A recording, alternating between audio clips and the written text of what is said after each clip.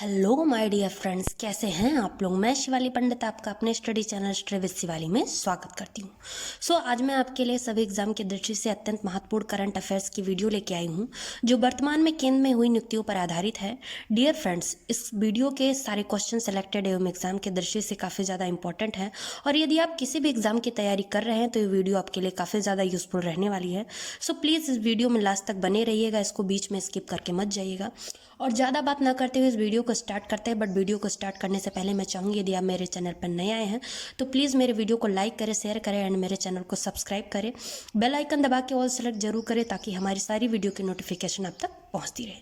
तो आइए वीडियो को शुरू करते हैं। देखिए, इसमें मैंने कुछ सेलेक्टेड क्वेश्चन लिए हैं और इनसे रिलेटेड जितने भी क्वेश्चन बनते हैं उनको आज हम इसी वीडियो में कवर कराने की कोशिश करेंगे और वीडियो काफ़ी ज़्यादा इंपॉर्टेंट होने वाली है। एक बार फिर से आप लोगों से बोल रहे हैं तो इस वीडियो को लास्ट तक जरूर देख के जाइएगा। देखिए, फर्स्ट क्वेश्चन आपका स्टार्ट करते हैं। आपका फर्स्ट क्वेश्चन है, वर्तमान में भारत के उपराष्ट्रपति कौन है। तो ये सभी को पता होगा कि वर्तमान में भारत के जो उपराष्ट्रपति हैं वो रामनाथ कोविंद है और यहाँ पे मैंने 14 नंबर लिखा है। तो रामनाथ कोविंद जो है वो भारत के 14वें नंबर के राष्ट्रपति हैं। और अगर भारत में वर्तमान में राष्ट्रपति रामनाथ कोविंद है तो देख लीजिए पहले राष्ट्रपति कौन थे, इनके बारे में देख लीजिए। तो भारत के जो प्रथम राष्ट्रपति थे वो आपके कौन थे, डॉक्टर राजेंद्र प्रसाद, डॉक्टर राजेंद्र प्रसाद। और अगर भारत में प्रथम राष्ट्रपति के बारे में आ गया है, पुरुष राष्ट्रपति के बारे में आ गया है, तो भारत में जो प्रथम महिला राष्ट्रपति थी उनके बारे में भी जानना चाहिए। तो देखिए, भारत में जो प्रथम महिला राष्ट्रपति थी वो प्रतिभा पाटिल थी। कौन थी आपका, प्रतिभा पाटिल थी। उसके बाद एक क्वेश्चन ये आ जाता है कि देखिए, भारत का जो प्रथम नागरिक होता है वो कौन होता है। तो ये आपका राष्ट्रपति जो होता है वो प्रथम नागरिक होता है। कौन होता है, प्रथम नागरिक राष्ट्रपति होता है आपका भारत का। उसके बाद एक क्वेश्चन और बन जाता है कि राष्ट्रपति की जो नियुक्ति होती है, यानी इसको जो पद सौंपा जाता है वो किस अनुच्छेद के तहत दिया जाता है। तो अनुच्छेद 52 के तहत ये बोला गया है कि भारत का एक क्या होगा, राष्ट्रपति होगा। क्या होगा, भारत का एक राष्ट्रपति होगा। और अगर भारत के राष्ट्रपति के बारे में है तो अनुच्छेद 52 से लेकर के करीब अनुच्छेद 60 तक इन्हीं के बारे में, यानी पूरा इन्हीं के बारे में वर्णन, इनकी नियुक्तियों के बारे में, पद के बारे में, इनकी शक्तियों के बारे में, यानी अनुच्छेद 52 से लेकर के अनुच्छेद 60 तक वर्णन है। उसके बाद ये एक क्वेश्चन बहुत ज़्यादा फेमस है कि अध्यादेश, यानी अभी आपने देखा है ना कि जब भी कोई ऐसी स्थिति आती है जहाँ पे स्थिति बहुत ज़्यादा गंभीर हो जाती है तो राष्ट्रपति क्या कर देता है, अध्यादेश जारी कर देता है। तो किस अनुच्छेद के तहत राष्ट्रपति के पास अध्यादेश की शक्ति होती है। तो ये आपका आर्टिकल 123 के तहत, यानी अनुच्छेद 123 के तहत जो है वो राष्ट्रपति के पास अध्यादेश जारी करने की शक्ति होती है। उसके बाद एक क्वेश्चन और पूछा जाता है, राष्ट्रपति शासन। तो वैसे राष्ट्रपति के पास आपातकालीन शक्तियां होती हैं और वो अनुच्छेद 352 से लेकर के 360 के अंतर्गत है।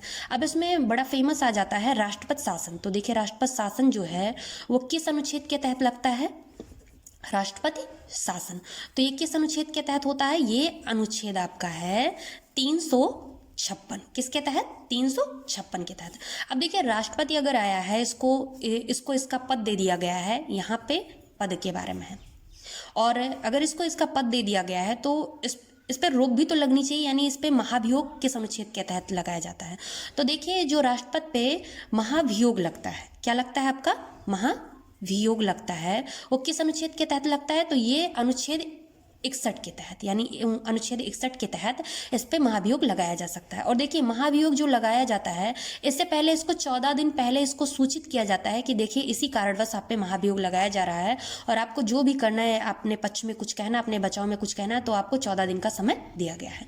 तो इतने क्वेश्चन जो है वो आपके राष्ट्रपति से बनते थे। फिर आपका नेक्स्ट क्वेश्चन आ जाता है, देखिए, वर्तमान में भारत के उपराष्ट्रपति कौन है। अगर राष्ट्रपति हैं तो वर्तमान में भारत के उपराष्ट्रपति कौन है।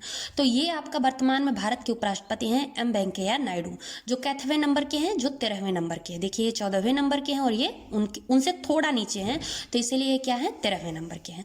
अब अगर इनके बारे में आ गया है, वर्तमान में आ गया है, तो हम देख लेते हैं कि भारत के प्रथम उपराष्ट्रपति कौन थे। तो आप सभी लोग जानते होंगे कौन थे, डॉक्टर सर्वपल्ली राधा कृष्णन। कौन थे, डॉक्टर सर्वपल्ली राधाकृष्णन, भारत के प्रथम उपराष्ट्रपति। कौन थे, प्रथम उपराष्ट्रपति थे। अब देखिए इनके बारे में आ गया है, तो भारत का जो उपराष्ट्रपति होता है वो आपका राज्यसभा का सदस्य होता है, यानी सभापति होता है, सॉरी क्या होता है, राज्यसभा का सभापति होता है। और देखिए इसकी यानी एक उपराष्ट्रपति की जो योग्यता होती है, यानी कितने उम्र तक का व्यक्ति राष्ट्रपति के पद पे उपराष्ट्रपति के पद पे आ सकता है, तो इसके लिए योग्यता होती है 35 वर्ष। लेकिन अगर ये राज्यसभा का सभापति बनने योग्य योग्यता चाहिए तो इसकी आयु जो है वो 30 वर्ष होनी चाहिए। तो देखिए उपराष्ट्रपति के लिए है 30 वर्ष, यानी अगर आपको स्पेशली उपराष्ट्रपति का पद चाहिए तो 35 वर्ष चाहिए, और अगर आपको राज्यसभा का सभापति बनना है तो आपके लिए 30 वर्ष आयु चाहिए। अब देखिए अगर राज्यसभा के बारे में आ गया है तो राज्यसभा का किस आर्टिकल के तहत वर्णन है, तो ये आपका अनुच्छेद 81 के तहत वर्णन है। किस अनुच्छेद के तहत? अनुच्छेद 81 के तहत वर्णन है। फिर देखिए अगर हमने डॉक्टर सर्वपल्ली राधाकृष्णन के बारे में बात कर दी है, तो देखिए एक है कि भारत के पहले ऐसे उपराष्ट्रपति थे जिनको पुरस्कार मिला था। कौन सा? आपका भारत रत्न मिला था। कौन सा पुरस्कार मिला था? भारत रत्न। और इनको कब मिला था? ये मिला था 1954 ईस्वी में। और इनके साथ साथ 3 लोगों को और मिला था। एक थे चक्रवर्ती राजगोपालाचारी और एक थे सीवी रमन। ठीक है। और फिर आपका देखिए, और आपके इतने क्वेश्चन थे। फिर आपका देखिए नेक्स्ट क्वेश्चन पे चलते हैं। वर्तमान में भारत के प्रधानमंत्री कौन है? और देखिए ये तो पूरा छाए हुए हैं, इनको कौन भूल सकता है। तो ये आपका नरेंद्र दामोदर दास मोदी थे। और देखिए इनके बारे में भी क्वेश्चन बनता है कि ये कैथवे नंबर के प्रधानमंत्री हैं। तो देखिए ये जो हैं वो 15वें नंबर के हैं। कैथवे नंबर के हैं, ये 15वें नंबर के हैं। उसके बाद इनसे एक क्वेश्चन बन जाता है कि प्रधानमंत्री जो होता है वो लोकसभा का सदस्य होता है। मैंने सभापति के बारे में बात नहीं करी है, लोकसभा के सभापति के बारे में नहीं बात करी है, लोकसभा का सदस्य होता है। यानी इसको जो है अगर प्रधानमंत्री का पद चाहिए तो इसको लोकसभा का सदस्य बनना पड़ेगा। और देखिए अगर मैंने लोकसभा की बात कर दी है तो लोकसभा के बारे में किस आर्टिकल के तहत है? लोकसभा के बारे में आपका अनुच्छेद 80 के तहत है। किसके तहत? अनुच्छेद 80 के तहत है। उसके बाद देखिए लोकसभा को और भी 2 नामों से जाना जाता है। तो लोकसभा जो है आपका एक है, इसको निम्न सदन भी बोला जाता है, निम्न सदन, और इसको आम सदन के नाम से भी जाना जाता है, आम सदन। यानी इनसे ये क्वेश्चन बनते हैं। निम्न सदन और आम सदन जो है ये लोकसभा का उपनाम होता है। अब देखिए अगर हमने अगर नरेंद्र मोदी जी के बारे में बात करी है तो देखिए फर्स्ट पीएम के बारे में भी जानना बनता है। तो आपका जो फर्स्ट पीएम थे वो पीटी नेहरू थे, पीटी नेहरू। और इनका विस्तार में नाम है पंडित जवाहरलाल नेहरू, तो आप लोग जानती होंगी, प्रथम पीएम थे। अब देखिए पुरुषों के बारे में बात की जा रही है और महिलाओं के बारे में बात ना की जा रही हो तो ये तो गलत बात है ना। तो देखिए आपका जो प्रथम महिला पीएम थी वो इंदिरा गांधी जी थी। कौन थी? आपका इंदिरा गांधी जी थी। उसके बाद फिर आपका नेक्स्ट क्वेश्चन एक और बन जाता है कि देखिए जो ये सबसे लंबा कार्यकाल था, यानी प्रधानमंत्री में जो सबसे लंबा कार्यकाल था, किसका कार्यकाल सबसे लंबा चला? तो ये पंडित जवाहरलाल नेहरू जी का जो कार्यकाल था वो सबसे लंबा कार्यकाल था। और अगर कम कार्यकाल की बात करें यानी सबसे शॉर्ट यानी सबसे छोटा कार्यकाल किसका था? तो ये आपका अटल बिहारी वाजपेयी जी का था। अटल बिहारी वाजपेयी मात्र ये 13 दिन के लिए पीएम बने थे। कितने दिन के लिए? 13 दिन के लिए पीएम पद पे आए थे। और देखिए आपका जो पीएम पद होता है, देखिए उपराष्ट्रपति के लिए कितना होता है? आपका 35 वर्ष होता है। तो पीएम पद के लिए भी कितनी उम्र चाहिए? तो आपकी जो न्यूनतम आयु होनी चाहिए, न्यूनतम आयु होनी चाहिए वो आपका 25 वर्ष होनी चाहिए। यदि आप 25 वर्ष के हैं तो आप पीएम पद के योग्यदार हो सकते हैं। और अगर लोकसभा में आपको सदस्यता लेनी है तो भी आपको 25 वर्ष की उम्र होनी आवश्यक है। सो इतना क्वेश्चन इससे बनता था। फिर आपका देखिए नेक्स्ट क्वेश्चन पे चलते हैं। वर्तमान में भारत के रक्षा मंत्री कौन है? तो वर्तमान में आपके भारत के रक्षा मंत्री कौन है? तो राजनाथ सिंह जी हैं। उसके बाद आपका नेक्स्ट क्वेश्चन आ जाता है, वर्तमान में भारत के गृह मंत्री कौन है? तो आपका अमित शाह जी हैं। फिर आपका देखिए नेक्स्ट क्वेश्चन आ जाता है, वर्तमान में भारत के सॉलिसिटर जनरल कौन थे? तो ये हैं आपका तुषार मेहता है। अब देखिए तो अगर आपका वर्तमान में भारत के सॉलिसिटर जनरल कौन है? तुषार मेहता है। तो देखिए अगर तुषार मेहता वर्तमान में हैं तो भारत के प्रथम सॉलिसिटर जनरल कौन थे? तो ये हैं CK दफ्तरी हैं। कौन है आपका? CK दफ्तरी। ये आपके कौन थे? प्रथम सॉलिसिटर जनरल थे। कौन थे? प्रथम सॉलिसिटर जनरल थे। उसके बाद आपका देखिए नेक्स्ट क्वेश्चन देख लेते हैं, भारत के अटॉर्नी जनरल यानी आपके जो महान्यायवादी हैं वो कौन है? वर्तमान में भारत के अटॉर्नी जनरल यानी महान्यायवादी कौन है? तो ये आपका है के वेणुगोपाल। और देखिए इनकी जो नियुक्ति होती है वो अनुच्छेद 76 के तहत होती है। किसके तहत होती है? अनुच्छेद 76 के तहत इनकी नियुक्ति होती है। फिर आपका नेक्स्ट क्वेश्चन आ सकता है कि अगर ये वर्तमान में के वेणुगोपाल हैं तो ये बताइए प्रथम न्यायवादी कौन थे? तो ये आपके थे MC सीतलवाड़ा। कौन थे? ये आपका है MC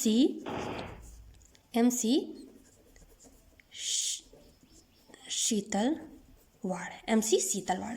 ये आपके कौन है? ये आपके प्रथम महान्यायवादी हैं। और इनका जो नियुक्ति होती है वो किस अनुच्छेद के तहत होती है? ये अनुच्छेद 76 के तहत इनकी नियुक्ति होती है। फिर आपका नेक्स्ट क्वेश्चन आ जाता है कि फर्स्ट कैग, देखिए कैग की मैंने फुल फॉर्म दे दी है, तो फर्स्ट कैग कौन है? ये आपका है गिरीश चंद्र मुर्मू है। कौन है? गिरीश चंद्र मुर्मू। और अगर हम बात करें, नहीं सॉरी, मतलब ये आपकी क्या है? वर्तमान में है। तो गिरीश चंद्र मुर्मू जो है वो वर्तमान में कौन है? कैग हैं, कैग के पद पे नियुक्त हैं। और अगर हम बात करें प्रथम कौन थे, तो ये आपका है वी नरहरि राव है। कौन है आपका? वी नरहरि राव। वी नरहरि राव जो हैं वो प्रथम व्यक्ति थे जो कैग के पद पे तैनात थे। उसके बाद आपका नेक्स्ट क्वेश्चन आ जाता है भारत के मुख्य चुनाव आयुक्त। तो भारत के मुख्य चुनाव आयुक्त जो हैं वो कौन है? ये आपका है सुनील अरोड़ा है। कौन है? सुनील अरोड़ा। और ये कैथवे नंबर के हैं? तो ये बेटा जो है वो आपके 23वें नंबर के हैं। कैथवे नंबर के हैं? 23वें नंबर के हैं। और अगर आपकी बात करें कि भारत के अगर वर्तमान में मुख्य चुनाव आयुक्त तो सुनील अरोड़ा हैं, तो आपके प्रथम चुनाव आयुक्त कौन थे? कौन थे? प्रथम चुनाव आयुक्त कौन थे? तो ये थे सुकुमार सेन जी थे। कौन थे? सुकुमार सेन जी थे। और देखिए इनकी नियुक्ति यानी चुनाव आयुक्त की जो नियुक्ति होती है वो किसके द्वारा होती है? वो राष्ट्रपति के द्वारा होती है। किसके द्वारा? राष्ट्रपति द्वारा नियुक्ति होती है इनकी नियुक्ति। केंद्र में जितनी भी नियुक्तियां होती है वो सारी नियुक्तियां, अधिकांश नियुक्तियां जो हैं वो राष्ट्रपति के द्वारा ही होती हैं। तो ये बात आप ध्यान रखिएगा। उसके बाद अगर ये पूछा जाए कि भारत के जो मुख्य चुनाव आयुक्त होते हैं उनका कार्यकाल कितना होता है, तो देखिए इनका जो कार्यकाल होता है वो 6 वर्ष या फिर 65 वर्ष। अब देखिए 6 वर्ष या 65 वर्ष मैंने क्यों लिखा है? तो देखिए अगर इनकी आयु, इन्होंने 60 वर्ष की अवस्था में क्या किया है? अपने पद को धारण किया है, तो ये 6 वर्ष तक यानी बने रहते हैं जब तक कि इनकी आयु 65 वर्ष नहीं हो जाती। और यदि इन्होंने 63 वर्ष में ये पद धारण किया है तो जैसे ही इनकी आयु 65 वर्ष हो जाएगी, अपने पद से भले ही इनका कार्यकाल ना पूरा हो, इनको हटा दिया जाएगा। तो ये 6 वर्ष और 65 वर्ष ये दोनों ध्यान रखिएगा। 65 वर्ष इनकी आयु और 6 वर्ष इनका कार्यकाल हो सकता है। अगर इनकी आयु जो है वो 65 वर्ष से कम रही हो तो 65 वर्ष आते आते ये रहेंगे उस पद पर। उसके बाद आपका नेक्स्ट क्वेश्चन आ जाता है भारत के मुख्य न्यायाधीश कौन है? भारत के मुख्य न्यायाधीश कौन है? तो ये आपका है शरद अरविंद बोबडे हैं जो कि कैथवे नंबर के हैं, जो कि 47वें नंबर के हैं। उसके बाद आपका अगर इनका नाम आ गया है तो फर्स्ट मुख्य न्यायाधीश कौन थे? तो ये आपके थे हीरालाल। कौन थे? हीरालाल जे कानिया। कौन थे? हीरालाल जी कानिया। और ये क्या थे? प्रथम मुख्य न्यायाधीश थे। उसके बाद एक क्वेश्चन ये भी आ सकता है कि इनसे पहले यानी शरद अरविंद बोबडे जी से पहले एक और थे, उनका क्या नाम था? रंजन गोगोई, जो कि कैथवे नंबर के थे, जो कि 46वें नंबर के थे। और इनकी भी नियुक्ति किसके द्वारा होती है? राष्ट्रपति के द्वारा होती है। देखिए मैंने पहले भी बताया कि केंद्र में जितनी भी नियुक्तियां होती हैं उसमें से अधिकांशतः राष्ट्रपति के द्वारा ही होती हैं। तो आप लोग प्लीज़ कन्फ्यूज मत होइएगा। उसके बाद आपका आ जाता है नेक्स्ट क्वेश्चन, भारत के मुख्य सूचना आयुक्त कौन है? कौन है? तो आपका ये है बिमल जुल्का। कौन है? बिमल जुल्का। और अगर हम प्रथम सूचना आयुक्त की बात करें, प्रथम मुख्य सूचना आयुक्त की बात करें, प्रथम कौन है? तो ये आपका है वजाहत हबीबुल्ला।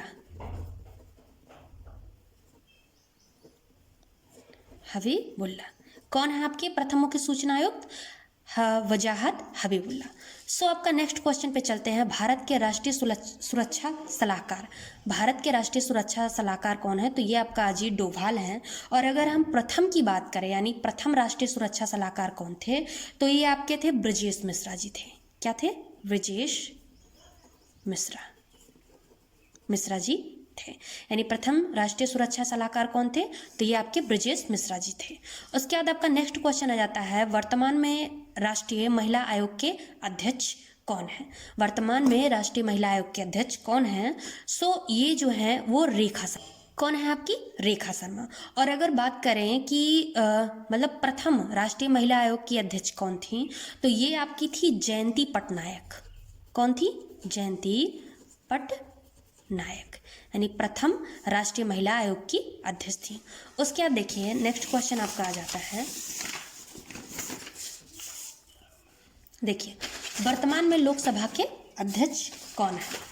वर्तमान में लोकसभा के अध्यक्ष कौन है, वन सेकेंड।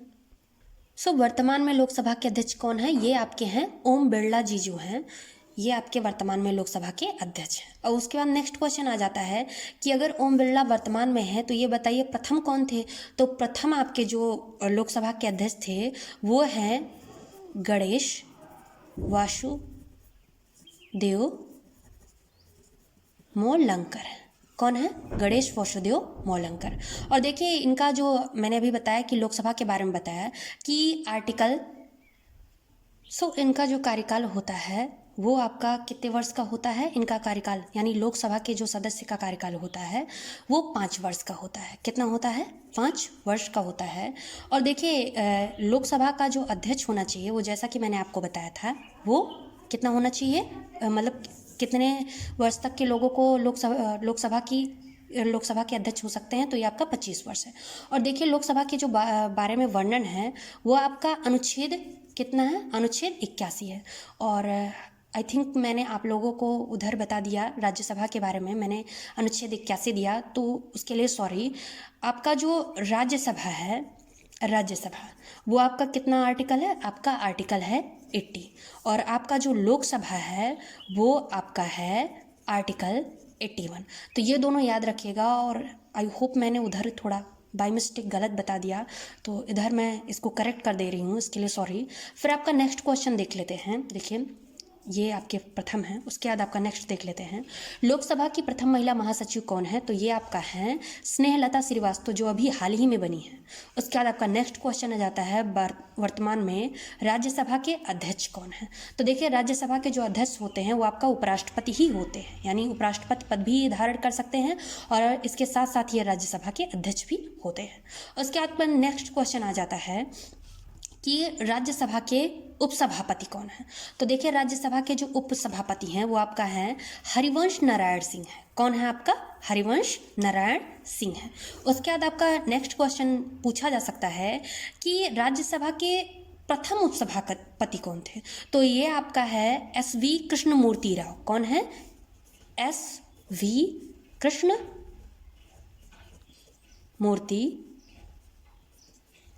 राव।